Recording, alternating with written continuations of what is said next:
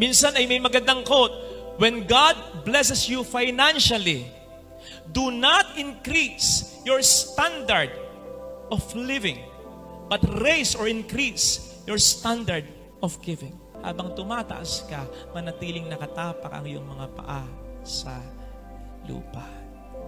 Kaya nga ang paalala niya sa banal na kasulatan, ang sabi niya, sino man sa inyo na gustong maging una ay dapat maging huli sa lahat. Sino man gustong maging dakila ay dapat maging lingkod ng lahat. Kasi alam po ninyo, ang kadakilaan, kapag dumating na sa buhay ng tao yan, tuloy-tuloy na yan. Tuloy-tuloy na yan. So kung hindi ka maingat, unti-unti kang kakainin yan. So you have to tame it. You have to contain it. By consciously choosing to be humble. By constantly choosing to thank God. By constantly choosing to help others. You see, brothers and sisters, sa palagay ko, while we are born for greatness, while we are designed for greatness, there is this level of greatness na kaya lamang natin eh. Oo. Na kapag sumobra na, hindi na natin makukontain, hindi na natin makakaya. Tayo'y sisirain ng talaga. Kaya, may mga kilala tayo na sobrang yaman, sobrang sikat, sobrang popular. Anong nangyayari? Gumagawa ng malaking problema para sa iba, lalo na para sa kanilang pamilya. O kung hindi man, magkaroon man sila ng malaking problema, kinikitil ang sariling buhay nila. Bakit? Sapagkat yung greatness, hindi na nila nakaya. Kaya nga po meron tayong ekspresyon, ang kasikatan eka, umakyat na sa ulo niya. Na para bang ang kadakilaan, dapat hanggang dito lang, o kaya dapat hanggang dito lang, o kaya dapat hanggang dito lang, hindi na dapat dito dumating at sumobra pa yan, sapagkat tayo ay unti-unting sisirain niya. Kaya dapat, sa biyaya ng Diyos, i-manage natin yan. Again, sa pamamagitan ng pagpapakumbaba, pakikipagkapwa, pagtulong sa kapwa. At tulad ng ating mahal na ina, the moment na ma-receive niya ang mabuting balita na magkakatabang tao si Jesus at siyang magiging ina, anong naging reaksyon niya? Sinabi ba niya, ay nako, para kung tumama sa loto, daig ko pa ang kahit sinong tao. Dadakilain na ako. Nako, hihintayin ko na lamang ang mga anghel na maglingkod sa akin sapagkat sikat na ako. Malaking bagay na ako, malaking pangalan na ako sa mundong ito. No! Anong sabi niya? Ako'y alipin ng Panginoon. Tapos ano ang kanyang ginawa? Nang mabalitaan niyang buntis ang pinsan niya, pinuntahan niya. At siya'y naglingkod sa kanya. No wonder, nang minsang umawit siya, ang sabi niya, dakila nga ang pangalan niya, pero ito'y dahil sa mga ginawa na dakilang bagay ng Diyos sa buhay niya. Mga kapatid, tama na ang lahat para sa atin ay pupwedeng maging dakila. Pero katulad ng sabi ng ating Panginoong Jesucristo, maiinom mo ba ang kopa ng paghihirap ko? Which basically means, mahirap naman talagang maging dakila. Kaya nga, the moment na tayo'y maging dakila, o maabot mo na ang pangarap mo. Napakalaki ng tukso, nang isipin mo na lamang ngayon para sa sarili mo. Total, sinasabi mo, pinaghirapan ko ito, deserve ko ito. Wag naman sana. Kasi kapag nagkaganon, kukuhanin ng Diyos ang kadakilaan mo. Sandali lamang ang magiging kadakilaan ito. Siya naman ang nagsabi, ang nagpapakababa ay itataas, at ang nagpapakababa o ang nagpapakataas ay ibababa ko. Kaya sana, mentras na tayo dumadakila, mas lalo tayong maging mapagkumbaba. And that is, laging magpapasalamat sa Diyos at makikipagkapwa, tutulong sa kapwa. And when that happens, hindi kukunin ng Diyos ang kadakilaan mo. Mas lalo pa niyang i-bless ito when He sees na sa pamamagitan ng mga mabubuting ginagawa mo, ang nadadakila talaga ay siya at hindi ikaw dahil sa pagiging humble mo. Siya naman din ang may sabi, mga kapatid, sa Gospel according to Matthew, let your light shine before men so that they may see your good works and that they may glorify your Father in heaven. Amen. Sabi ng Bible, do not forget the goodness of the Lord. Pinagdarasal ko na kung ano man ang problema mo ngayon, yan na. Kung ano man yung problema mo ngayon, ito na ang maging karanasan At tulad ng bulag sa Ebanghelyo, may problema ko ngayon, bukas makalawa. Alam ko, malalampasan ko na ito. Just imagine kung gaano katindi yung burden na maaalis sa shoulder natin kung ang lahat ay pagkakatiwala natin sa Diyos natin. Lord, gagawin ko ang makakaya ko, pero bahala ka na. Kung magiging totoo lamang tayo sa mga salitang yan, Lord, ikaw na ang bahala. Pag ganun kasi, may mangyari namang mga problema. Alam mo, backup mo siya. Pwede siyang gumawa ng biyaya kahit sa mga darating na problema. Hindi mo kontrolado ang lahat ng bagay, pero kontrolado niya. Hindi mo nakikita ang lahat, kita niya. At yon ang mas mahalaga. So imagine, yung magiging saya mo, kahit na may dumating pang mga problema, kasi bahala siya. Just imagine, kung gaano katindi yung burden na maaalis sa shoulder natin kung ang lahat ay pagkakatiwala natin sa Diyos natin. Lord, gagawin ko ang makakaya ko, pero bahala ka na. Kung magiging totoo lamang tayo sa mga salitang yan, Lord, ikaw na ang bahala. Pag ganun kasi, may mangyari namang mga problema. Alam mo, backup mo siya. Pwede siyang gumawa ng biyaya kahit sa mga darating na problema. Hindi mo kontrolado ang lahat ng bagay, pero kontrolado niya. Hindi mo nakikita ang lahat, kita niya. At yon ang mas mahalaga. So imagine, yung magiging saya mo, kahit na may dumating pang mga problema, kasi bahala siya. Not just that, kapag tayo mapagkumbaba, hindi mo lamang mararamdaman ang pagmamahal at guidance ng Panginoon Kaya ka sasaya. Magiging mababaw rin ang kaligayahan mo. Kapag mapagkumbaba ka, makikita mo ang mga biyaya niya na hindi mo na kinakailangan gumasta ng malaking pera, pumunta ng kung saan-saan. Okay yung mga yan. Pero sabi nga natin kanina, there is certainly more than money can bring and can give us. Basta, maging totoong children lamang tayo of God. Nakalulungkot at nakakaawa yung mga taong ang kaligayahan, kinakailangan mong gumasta ng maraming pera. Hindi masama yan. Pero, kapag hindi ka na sumasaya sa mga simpleng bagay, there's something wrong with you.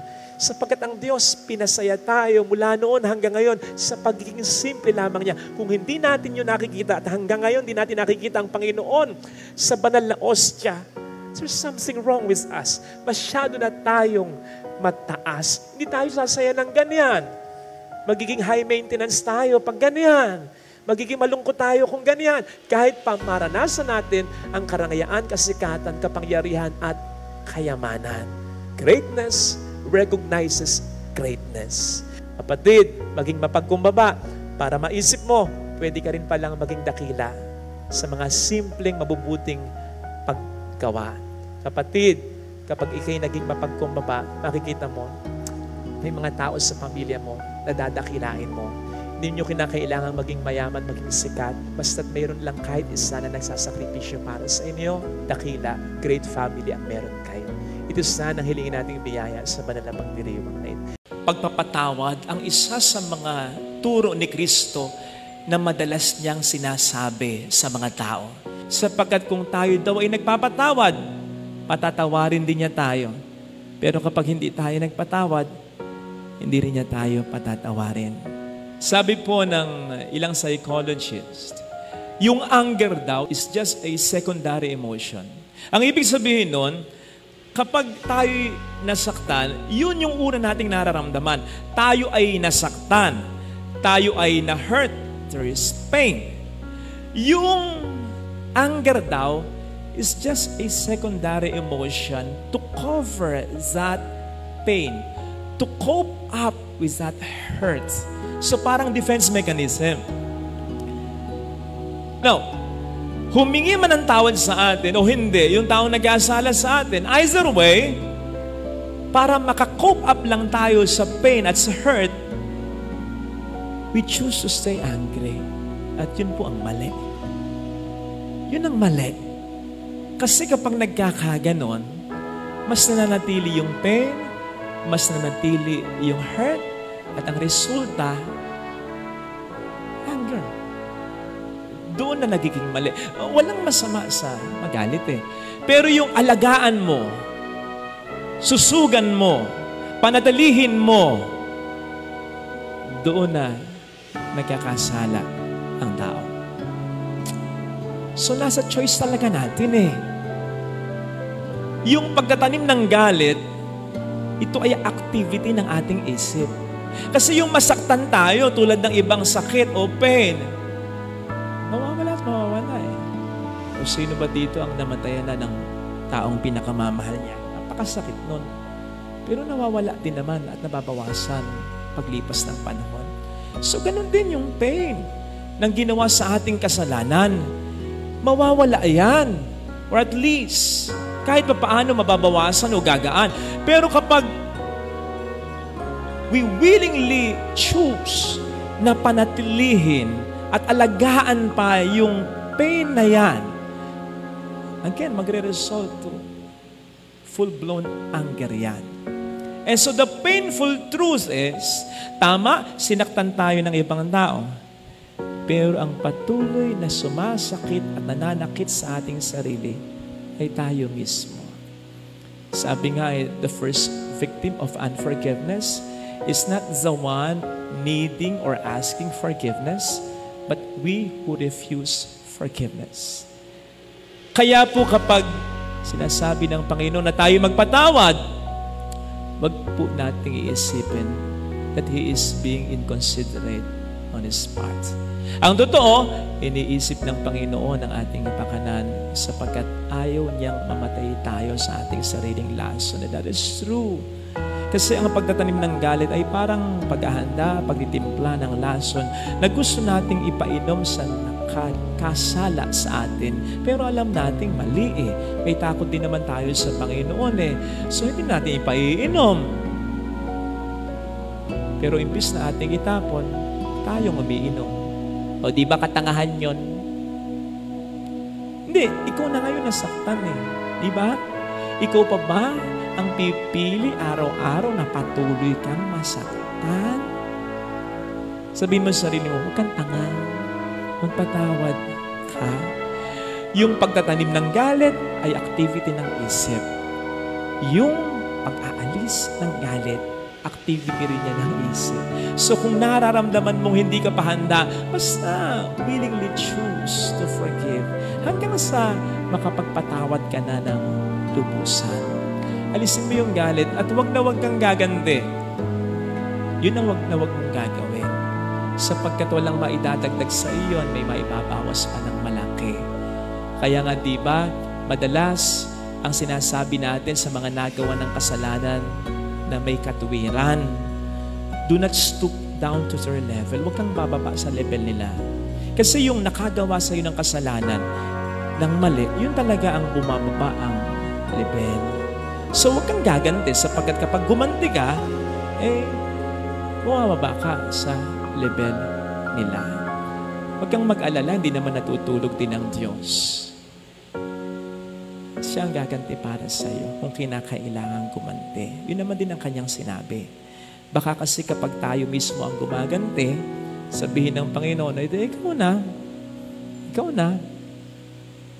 Pero pag siya, alam natin na ang kanyang ganti ay makatarungan at mararamdaman talaga ng sa atin ay nagkasala. Sabi ng Panginoon, ibababa niya ang mga nagmamataas. Ito yung mga gumagawa sa atin ng pagkakasala, lalong-lalo na yung mga hindi humihingi ng tawad. At itataas na yung mga nagpapakumbaba.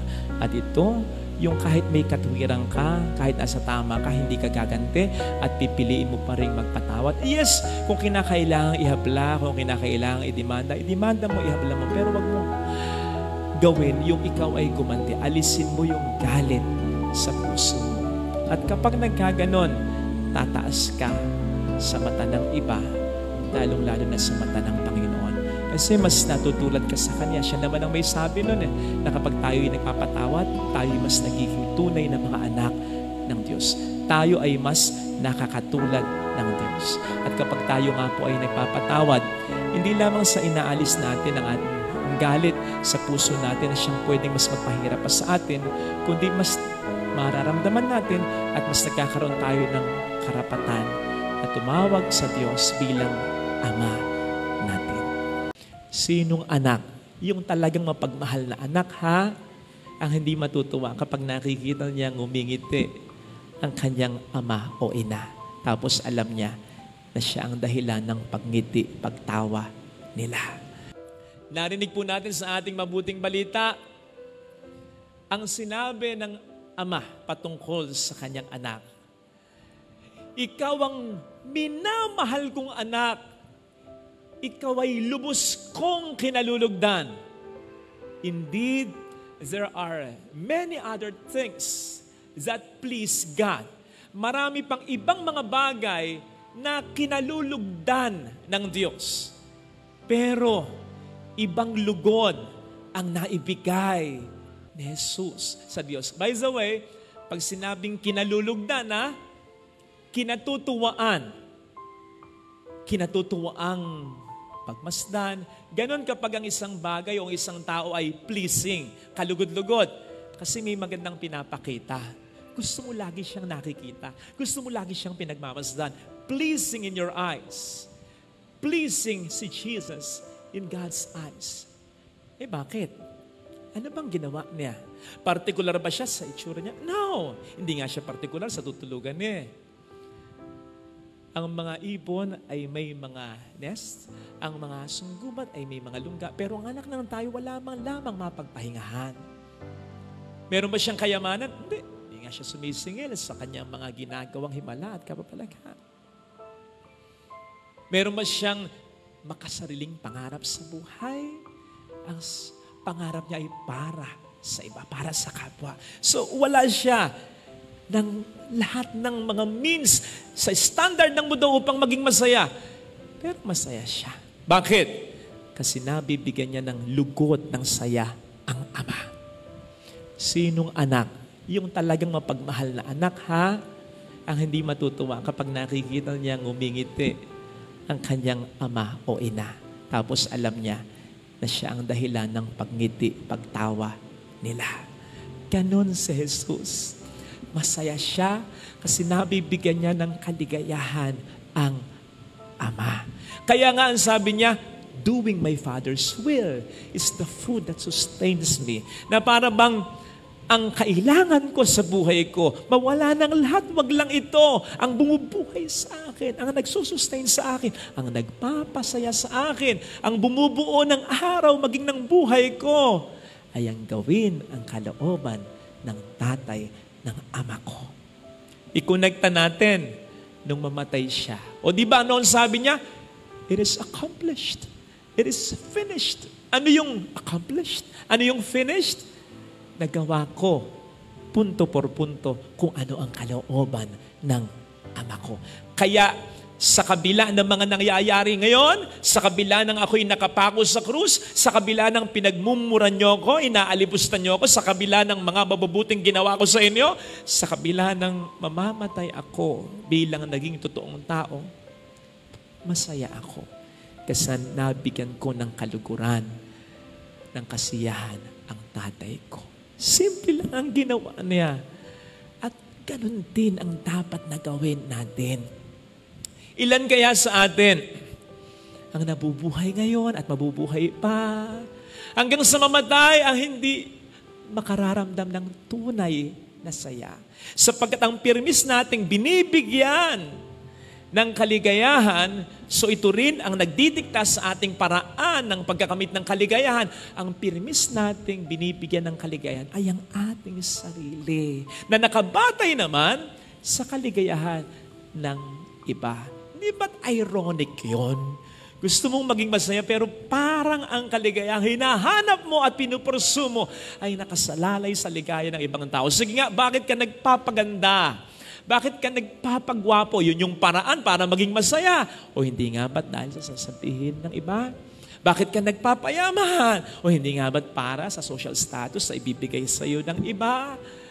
Bakit ka nagsisikap maabot ang iyong mga pangarap? O hindi nga ba't para na rin sa iba? Kapag puro iba, kapag puro sarili, I don't think magiging tunay tayong masaya. In the first place, in pleasing others, you cannot please everyone. Biruin mo, ang dami mong ginawa sa katawan mo, ang dami mong masasarap na pagkain na iniwasan, tiniis na hindi matikman. para ma-maintain lang ang figure ng iyong katawan. Ang dami mong isinakripisyo para sa negosyo, para sa trabaho, para sa pamilya mo. Maabot mo lang din ang pangarap mo. Pero pag ito'y hindi tiningnan, hindi pinuri, hindi in-affirm, hindi pinahalaga ng tao, hindi ka magiging masaya. Kaya ako sinabi na simple lang na maging masaya. At yun ay upang ang gawin natin ay ang kalooban ng Ama. Doon tayo magiging masaya. Hindi aksidente na nang magkatawang taong Diyos na si Jesus ay pinili niya maging mahirap lang. Kaya ipinanganak siya sa sabsaban lang upang ipakita sa atin, simple lang. Hindi mo kinakailangan maging mayaman. Hindi mo kinakailangan maging napakatalino. Hindi mo kinakailangan maging napakamakapangyarihan upang ikaw ay maging masaya. Magpakatao ka lang, magpakabuti ka. Gawin mo ang kalooban ng lumikha sa iyo at magiging masaya ka ng totoo. Yes, kung minsan mahirap gawin ang kalooban ng Diyos, mahirap magpakabuti. But come to think of it, we are made for this. We are made that way. Nilikha tayo ng Diyos na mabuti. Kaya dapat maging simple lang ang maging pagpapakabuti. Pagpapakatao, ginagawa lang talaga natin komplikado. Nilikha tayong kalugod-lugod ng Diyos. Pero anong ginawa ng tao? Ginawa natin komplikado. Ang sabi naman ng Diyos, malinaw na malinaw, pwede mong kainin ng lahat, wag lang yung bunga niyan. Kapag ginawang komplikado ng tao, bakit lahat pwede kainin? Ito hindi. Ay, hindi pwede. Dapat kainin ko rin yan. Dapat matikman ko rin yan. O diba? Simple lang naman. Mahalin mo ang asawa mo, maging faithful ka. Hindi naman siya mapagmahal sa akin. Ganito siya, ganun siya.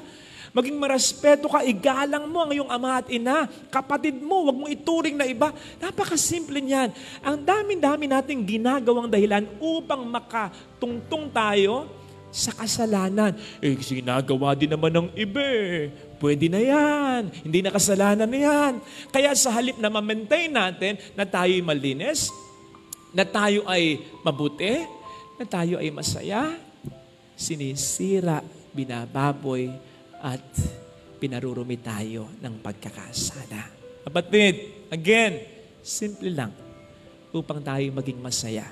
Gawin natin ang kalooban ng Ama. Maging mabuti lang, magiging masaya ka. Di ba sinasabi natin, kasabihan yung, walang taong mapagbigay ang namatay ng dilat ang matao, mahirap. Kasi pinagpapala ng Diyos sa mga taong mapagbigay. Totoo yan. Pero pwede na natin sabihin, walang taong mabait ang namatay ng mapait. Malungkot. May pagsisisi. May galit, may inggit. Walang ganong mabait na namatay. Lahat ng mabait nabubuhay at masayang namamatay. So yun sana ang hilingin nating biyaya sa banal na pagdiriwang na ito. Pamiting gawing komplikado ang buhay. Maging mabait ako at magiging masaya ako. Di ba, ganun din naman ang prayer natin para sa kapwa natin, lalo na para sa mga taong sa atin ay mahalaga. Kapag tapos ng communion at nagbe-bless ako, di ba, nag-ahawak-hawak pa kayo ng kamay, lalong-lalo na mga mag-asawa, magkakapatid, mag-ina, mag-ama, sigurado ko, hindi naman kayo nagdarasal na, sana manatiling kwapo at maganda itong asawa ko. Sana maging kilala balang araw itong anak ko. Sana yumaman ito. Hindi. Sigurado ko kung nagdarasal man kayo, kapag birthday ninyo, kapag bagong taon, kapag Pasko, kung nagdarasal kayo ng material na bagay, lalo na pag nagsisimba kayo, sigurado ko, ang unang-una, o kung hindi man nauna, ay pilit na inihahabol ninyo, Lord, pero sana higit sa lahat, maging maayos ang pamilya ko. Ibig sabihin, maging faithful yung asawa ko lagi sa akin. Ibig sabihin, maging masunod rin yung mga anak ko, marespeto sa akin. Ibig sabihin, magmahalan ang mga anak ko. Ibig sabihin, maging okay kami ng nanay ko, ng tatay ko, ang mga magulang ko, magmahalan ng totoo, maging okay kami ng kapatid ko. O diba? Yun yung pinagdarasal ninyo. Ang maging mabuting tao, ang mahal niyo. Ngayon, di man maging mabuti yung asawa, sorry. di man maging mabuti yung isang miyembro ng pamilya, sorry to hear that, sorry to know that. Pero ikaw manatili kang mabuti. Huwag mong gagantihan ng masama. I mean, hindi niya iniaasikaso ang mga anak mo, pati ikaw gano'n na rin. I mean, nagmamataas siya, na kapatid mo, pati ikaw magmamataas na rin. Mabawasan man ng pamilya dahil sa pagiging masama niya, dahil sa pagiging hindi mabuti niya, hindi man maiwasan yon, manatili na lamang na intact yung natitira at mananatiling intact yung natitira kung magpapakabuti ka at yung iba. Sabi ng Diyos patungkol sa ating Panginoong Hesus, lubos kitang kinalulugdan. Ang ibig sabihin, again, ang kinalulugdan, gusto niyang nakikita. So, ibig sabihin, walang moment sa buhay ni Jesus na hindi siya tinitingnan ng tatay ng Diyos Ama.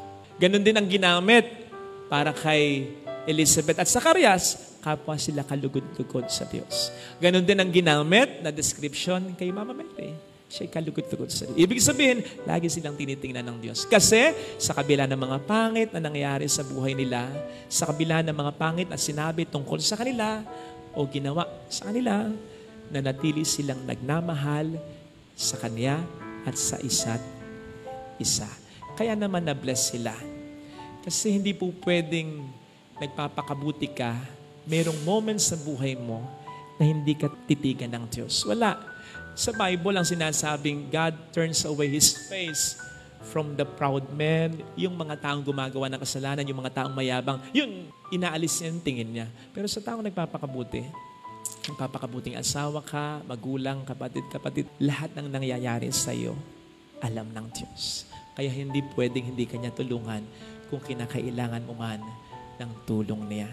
Ito sana mga kapatid ang ating pagdasal sa ating banal na misa upang tunay nga tayong maging masaya.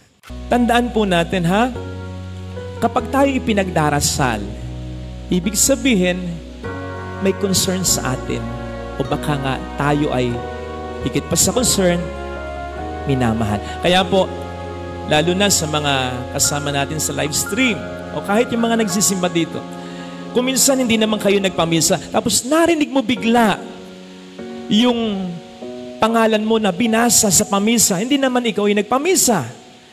Sana mangiti ka kahit paano at ma-inspire ka as may taong nag-aalala para sa kalalagayan mo.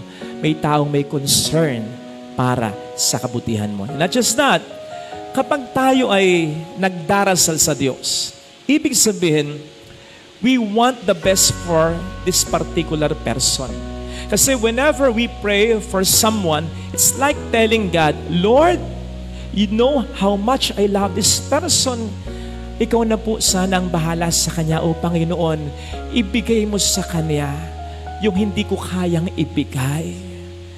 Ibigay mo sa kanya ang the best para sa kanyang mga pangangailangan sa buhay. Di ba napakasarap isipin nun? And even better, Jesus, God is decided to give us what is best.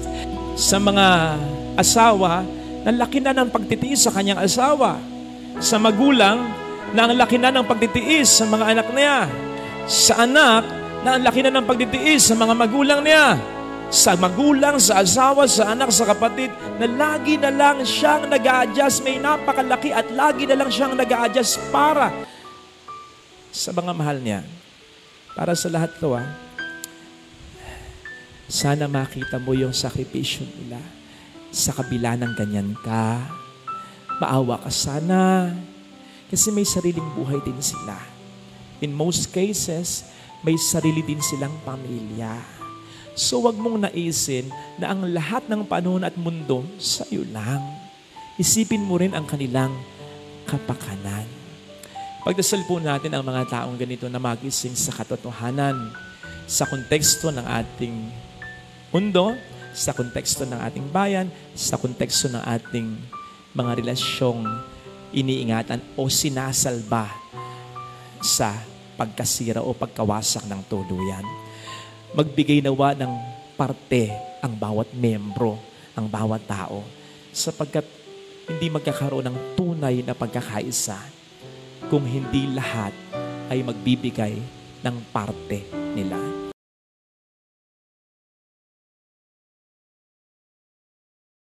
May bashers ka ba? Yung pirmis na may naipipintas sa iyo. Yung kahit anong sabihin o gawin mo, ay may nasasabi against sa iyo. Well, hindi ka nag-iisa sapagkat marami ding bashers si Kristo. In fact, sa 3 taon lamang, yun lamang ang kunin natin ng kanyang public ministry, hindi na mabilang yung mga instances na na-criticize siya, na na-bash siya. Na-bash siya nung unang mangaral siya. Sino ba yan? Hindi ba anak ni Maria yan? Ang mga kapatid niya ay nandi dito, di ba? Bashing yon. Sapagkat nilalait nila ang Panginoon. I'm sure na-bash siya nang tawagin niya at piliin niya ang mga alagad niya. Lalo pat may mga ilan sa mga alagad niya ang questionable naman ang karakter talaga. Binash siya at pagkatapos nun ay nagpatuloy uli siya. Ganon sana. Masaktan man tayo, malungkot man tayo, laban uli. Gawin pa rin natin ang ating mga mabuting ginagawa. Huwag tayong tumigil dahil lamang may mga bashers sa buhay natin. Tandaan po natin na ang pangbabash, katulad ng slander o paninirang puri, ay isa sa mga primary weapons ng demonyo upang i-stop tayo sa ating mga mabubuting ginagawa at sinasabi bilang Kristiyano. Ngayon, kung mag-stop tayo, kung magpapa-apekto tayo, kung hihinto tayo sa ating mga mabubuting ginagawa, so sino ang panalo? E di ang diablo. Sino ang talo? E di tayo. Kaya sana tulad ni Kristo, tayo masyadong pa-apekto. Pero isang malaking paalala ito, siguraduhin po natin na nasa tama tayo. Siguraduhin natin ang ating mga ginagawa at sinasabi ay makatuwiran, mabuting talaga. Tansyahin mo kung yung mga bashers mo ay mga agents talaga ng demonyo. Baka naman agents ni Lord ang mga ito. Yes! I believe hindi lahat ng pangbabasya ay masama. And I believe kung may mga pinapadala ang diablo upang i-bash tayo sa paraang negatibo, may pinapadala din naman si Lord ng mga tao sa buhay natin upang i-bash tayo sa paraang positibo. Baka padala ito ng Diyos upang itama tayo. Paano ba natin masisigurado na ang pambabash o kritisismo na na-receive natin ay galing sa Diyos at di sa diablo? Una, kapag ang concentration ng bashing ay sa pagkakasala na nagawa natin at hindi sa pagkatao natin. Kapag ang hinuhusgahan ng pangbabash ay hindi tayo, hindi ang karakter natin, kundi yung kasalanang nagawa natin. Kapag ang na-degrade sa criticism o sa bashing ay hindi yung pagkatao natin, kundi yung kasalanang ginawa natin. Natatandaan ko nung ako'y ma-assign sa isang parokya, mayroong isang tao doon. Siya lang naman, bukod tangi. Ang daming nasasabi sa mga ginagawa ko. Lalong-lalo na kapag nagsisermon ako, nagbabago-bago pa yung boses ko. Pati ba naman yun, ay style ko yun. Siya lang naman, tanging siya lang naman. At pakiramdam ko sa kanya, malayo ang loob niya. Pag ako'y kausap niya, parang hindi totoong tao yung kausap ko. I mean, napaplastikan ako. Pero alam po ba ninyo, unfazed lang ako. Ibig sabihin, steady lang. Hindi ko alintana. Hindi ko pinansin. Hindi ako masyadong apektado. Bakit? Nako kahit sabihin ko yung pangalan di naman yun kilala. I mean, kung sasabihin ko at makikilala ng mga taong nanonood ngayon sa akin sa parokyang pinanggalingan ko, oo nga, Pader, tama ka. Ako, Pader. Huwag kang mag-alala. Hindi ka nag-iisa. Kami rin ginaganyan niya. So, alam niyo yun, kung mabuti ang pakikipagkapwa-tao noon, kung maganda ang karakter niya, lalong-lalo na sa mga kaparokyaan namin, doon ako mababazar Doon ako mag-iisip, baka totoo yung sinasabi niya sa akin.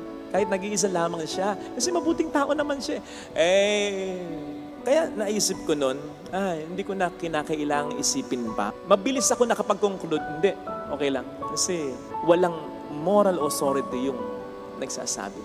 Kapag ang tao na nagbabash sa'yo at nagpapaalala sa'yo, lalo pat ang focus, again, yung unang punto, yung pagkakasala na ginawa mo at hindi yung pagkatao mo, ay mabubuting tao. Makatuwiran, makatarong.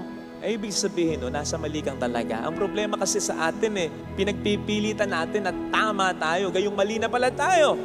Ang isang magandang paraan at palatandaan na ma-realize mo, ay mali na Mali na sigurado yung ginagawa ko. Lahat na nagpapaalala sa akin ay mabubuting tao. Mabuting tao naman yung asawa mo. Mabuting tao naman yung anak mo. Mabuting tao naman yung magulang mo. Mabuting tao naman yung kapatid mo. Wala namang masamang tinapay. Wala namang masamang ugaling pinakita sa iyo. Ay most likely yung sinasabi niya na nasasaktan ka ay totoo. At yun ay para talaga sa ikabubuti mo. Totoo naman yung mga nang bash kay Pura. Lahat naman tayo makasalanan. Pero sinisigurado ko na maraming mga naapektuhan na kung kasalanan na pag-uusapan ay konti lang, maliliit na kasalanan lang. Mga banal na tao naman ang lubhang naapektuhan sa ginawa niyang yan. Yun ang mas naapektuhan yung mabubuting tao at walang kinalaman kasi wala naman din kasalanan. Kung paanong kapag nagloko yung asawa mo, gagantihan mo ng pagluloko o kaya gagantihan mo ng masama ito. Sinong maapektuhan? Yung asawa mo? Oo, konti. Pero ang mas maapektuhan, yung mga anak ninyo. Wala namang kinalaman yung mga anak ninyo sa problema ninyo. Kapag pinagpakitahan mo ng hindi maganda, yung kapatid mong nagpakita ng hindi maganda sa'yo. Apektado yung kapatid mo na pinagpakitahan mo rin ng hindi maganda? Yes, pero konti lang. Ang pinaka-apektado ay yung mga magulang ninyo na wala namang kinalaman sa pagkakagalit ninyo ng kapatid mo. Besides, anak nila kayo pareho. Pag pinakulong mo, yung isang tao na po pwede mo namang patawarin at humihingi naman din naman tawad sa'yo. Sino ang mas apektado? Siya na ipakukulong mo? Oo. Pero ang mas at pinaka-apektado, yung pamilya niya na umaasa sa kanya, na maapektuhan talaga kapag ang taong ito ay pinakulong mo.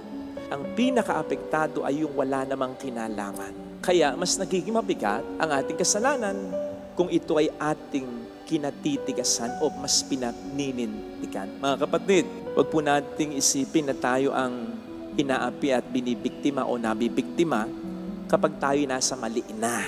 On the contrary, tayo ang lalabasan ng aapi at ang bibiktima kapag tayo ay nasa mali na pero tayo nagmamatigas pa. Sino bang nagmamatigas sa kasalanan kundi yung mga taong mayayabang? At yung taong mayayabang ang siyang may gana lang din naman na mang-api. Siguro naman, nakapagtapon na kayo sa basurahan. And of course, ang tinatapon natin, yung mga bagay na hindi na kailangan. Mga bagay na sira na, luma na, pwede nang dispatcha. At kung minsan, iba't iba rin ang paraan ng pagtatapon sa basurahan. May mga nagtatapon na, basta tinatapon lang. May nagsushoot naman para malibang-libang. Pero meron ding nagtatapon ng may matinding galit na nararamdaman. Yung sukat, mabasag yung basurahan na gano'n. Sa inis, stress. Wala naman ang tinatapon natin. Ano man din ang paraan ng pagkatapon natin. Sana, huwag natin itong gagawin sa pananampalataya natin.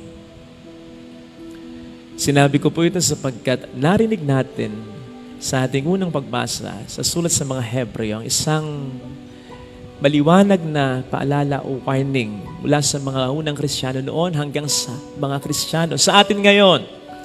Sabi dito, huwag niyong pabayaang mawala ang pananalig niyo sa Diyos. Sa Tagalog, medyo manipis pa, medyo magaan pa. Kasi mas gusto ko yung translation sa English na ganito, do not throw away your confidence in God. O di ba mas diretso? Kasi kung literal mong isasalin ito, ang pupwedeng ibig sabihin nito, huwag mong itatapon ang pananampalataya mo. Mas diretso ito kasi yung sense nung una, yung Tagalog, huwag niyong hayaang mawala ang pananalig niyo sa Diyos. Para bang may sense pa ito na hindi mo sinasadya na mawala ang pananampalataya mo. Pero yung do not throw away your confidence in God. Ang sense nun, mayroong deliberate, conscious attempt to throw it away and therefore to lose it. Anyway, parang ito yung sense nung sa Matthew 10:46, I think. Yung istorya ni Bartimeo, na isang bulag, nang marinig niya si Kristo. Ano ginawa niya? He threw away his cloak. Hindi ito basta bumagsak lang sa lapag. Talagang tinapon niya. Bakit? Alam niyang hindi na niya ito kakailanganin pa kapag pinagaling na siya. Yun Maganda yung sense doon. Pero pagdating sa pananampalataya natin sa Panginoon, huwag ganun. Yung deliberate at consciously natin itong itatapon, mas mahirapan tayo pag ganon. Mas malala pa tayo sa nagtampo sa sinaing o sa kanin pag ganon. Sapagkat alam naman natin ang ginawa, ang ginagawa at gagawin pa para sa atin ng ating pananampalataya.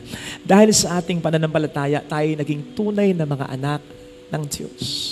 May access tayo sa Diyos. Sapagkat ang pinakatagapamagitan natin, dahil na rin sinasabi sa atin ng sulat sa mga Hebreo, ay ang Panginoong Jesus natin. May bonus pa ang ating mahal na ina. Kami pong mga pare, pwedeng sumablay pa sa aming pagdarasal para sa inyo. Kahit na sinasabi namin, ipagdarasal namin kayo, pero ang ating Panginoong Yesus, hindi. He always intercedes for us. Lagi niyang iniisip ang ating kapakanan. Lagi niya tayong pinagdarasal. Wala pong sablayan.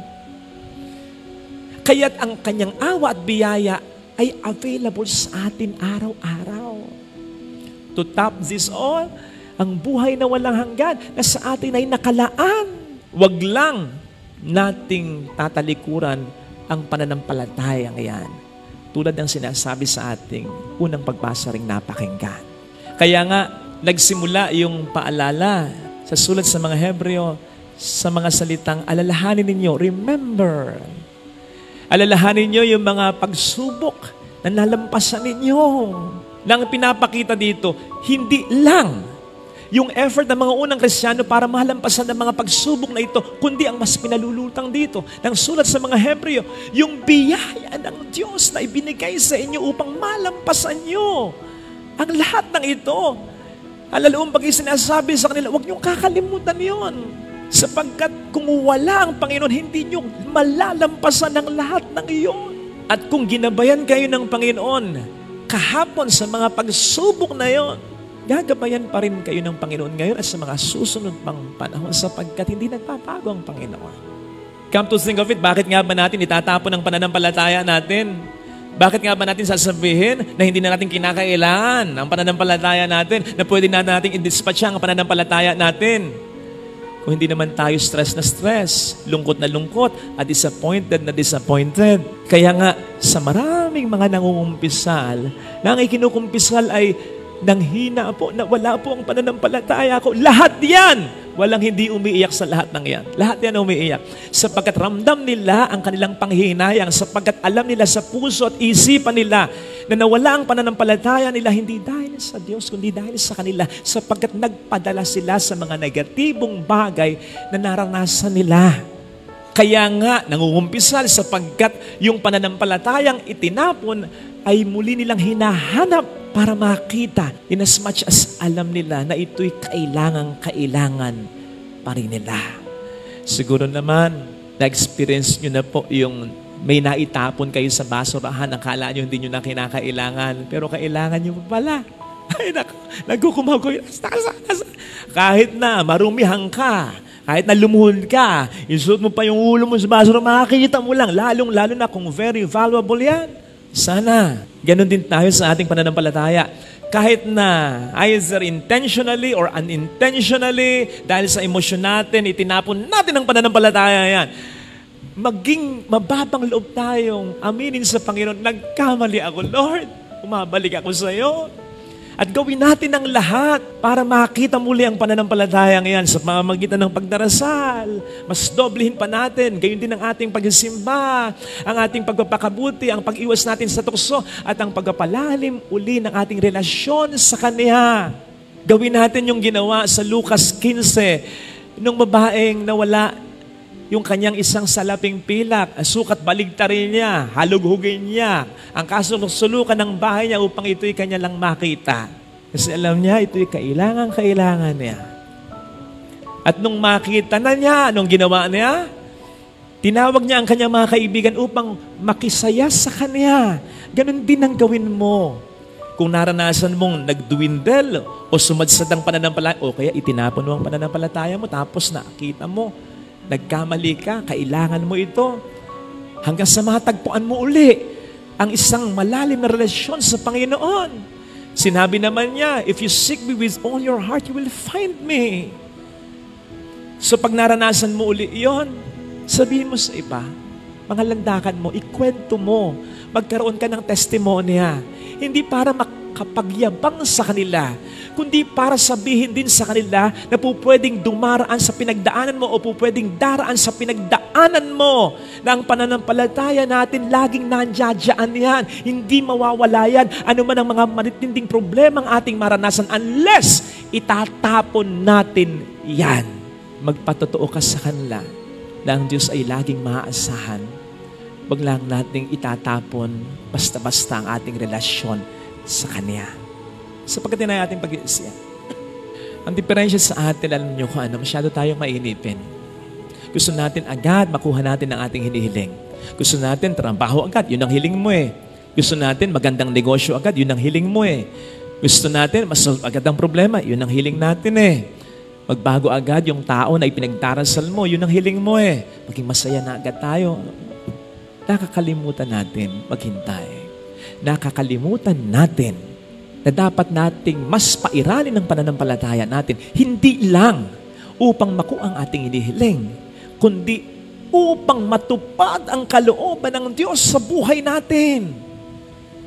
Ano ang sabi? Seek first the kingdom of God. Pag sinabing kingdom of God, paghahari ng Diyos, kalooban ng Diyos, and everything will be given you. Yung kalooban muna niya bago yung kalooban natin. Kung kalooban lamang natin, talaga ang ibibigay niya, napakadali nun para sa Kanya. Now, kung kinakailangan tayong maghintay, ay siguradong may mas pine-prepare siya. Something bigger, something better, something brighter. And when it is something bigger, brighter, and better, siguradong hindi lang yun para sa atin, kundi para sa mas nakararami, lalo na para sa mga taong mahalaga sa atin. Kaya nga sa ating mabuting balita, nung magtanim ng binhe, namunga ba agad? Nahitik ba agad? Nahinog ba agad? Hindi. Kaya nga ang paalala, you go on with your everyday life muna. Tama, humiling ka sa Panginoon, pero huwag ma-focus masyado kasi maiinip ka. Sana'y kung walang nangyayari, meron. Meron siyang ginagawa. At ang ginagawa niya ay hindi lamang yung gusto mo, kundi yung gusto niya. Sapagkat yun ang mas mahalaga. Sa gusto niya, bahagi lang, katiting lang na bahagi yung gusto mo. O hindi nga ba't sa pagtatanim? Sabi natin, kung ano ang itinanim, yun din ang aanihin. Pero hindi lang yun. I mean, pag nagtanim ka ba ng isang buto, ang aanihin mo, isang manggalang din dahil isang buto ang tinanim mo? Hindi. Pag nagtanim ka ng isang binhi, marami kang aanihin. Sagana, kaing-kaing. So yung kalooban mo, yung isang binhi lang. Yung kalooban ng Diyos, yung kaing-kaing na mga blessing. Madali para sa Kanya ibigay ang hinihiling mo. Kung hanggang doon lamang talaga ang kalooban niya para sa iyo, pero you and people around you deserve something better, bigger, and brighter. Kinakailangan munang matupad ang kalooban ng Diyos para sa atin bago natin makuha ang ating hinihiling. Kaya dapat, kapag tayo nagdarasal ng ating mga hinihiling, gaano man tayo kaatat, ma-receive yung ganyang blessing. Ang mas magandang pakinggan na panalangin para sa Panginoon ay hindi, Lord, kailan mo ba ibibigay? Kundi, Lord, ano pa nga ba ang dapat kong gawin? Ano pa nga ba ang dapat kong isurrender sa iyo? Ano pa nga ba ang dapat mong iayos sa buhay ko? Maging sa pamilya ko. Ano pa nga ba? Sige, Panginoon, susunod ako, magpapaubaya ako.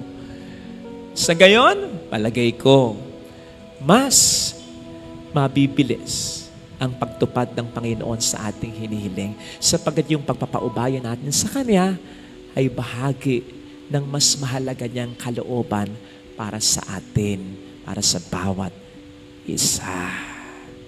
Huwag nating ipilit yung gusto natin na maisasacrifice, yung gusto ng Diyos para sa atin. sapagkat mas malaki ang mawawala sa atin. Bibigay sa iyo yung isang mangga lang, hindi yung kaing-kaing. Hindi ko alam, pero pwedeng applicable. Yung nangyari sa alipughang anak, sabi niya, gusto ko yung mana ko, bigay mo na. Binigay sa kanya. Pero tingnan ninyo, yung ibibigay pala doon sa hindi nagmadali sa mana niya, yung panganay na anak, although nagkamali din naman, ito talaga. Pero anong sabi ng ama? Ang lahat ng sa akin ay sa'yo. So mas maraming blessing yun. Hindi lang yung para sa kanya, kundi kung ano din yung para sa akin, ibibigay ko din sa'yo. So ito sana mga kapatid, ang hilingin nating realization para sa araw na ito. Lalo pat sa mga blessing na hinihiling natin, dala rin ng mga problemang nararanasan natin, ay naiinip na tayo, naiinis na tayo, nabubuwis na tayo. Huwag. Maging matyaga sana tayo. At ang hangarin natin, yung anihan, hindi basta yung ating kagustuhan, yung kalooban ng Panginoon, sapagkat alam naman natin at proven na dapat natin yan. Siya ang mas nakakaalam, mas tama ang kanyang paraan, mas perfect timing ang kanyang panahon para dyan. Amen. Ilagay na